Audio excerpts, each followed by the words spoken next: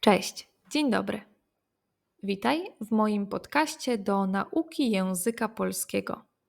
Dziś opowiem o szoku kulturowym. Czym jest szok kulturowy? Kiedy go czujemy? I jak sobie z nim radzić, kiedy uczymy się języka i mieszkamy w nowym kraju? Szok kulturowy to trudne emocje, które czujemy, kiedy jesteśmy w nowym kraju. Wszystko jest inne: język, jedzenie, ludzie, zachowanie. Niektóre rzeczy są dziwne, niektóre są niezrozumiałe. Czujemy się zagubieni albo samotni. To normalne. Każdy, kto mieszka za granicą, przechodzi szok kulturowy. Nawet jeśli kraj jest piękny i ludzie są mili. Szok kulturowy może wyglądać różnie.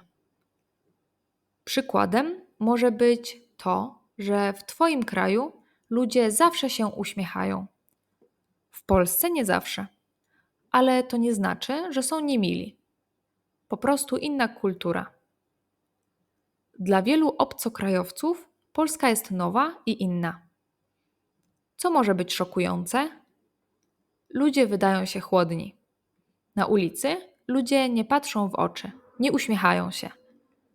To nie brak szacunku, to dystans. W Polsce tak jest.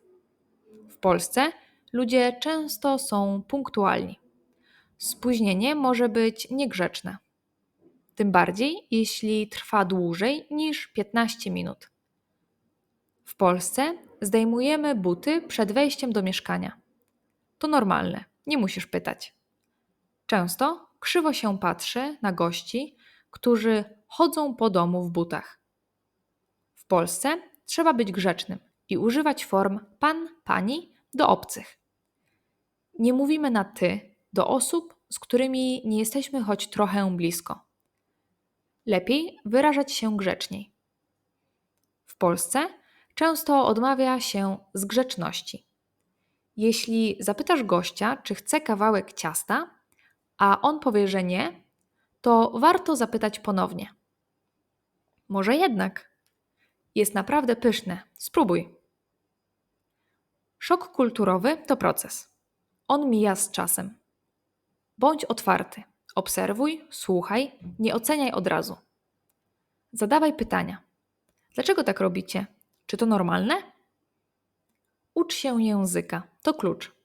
Nawet kilka słów pomaga zbliżyć się do ludzi. Nie porównuj ciągle z domem. To inny kraj, inna kultura.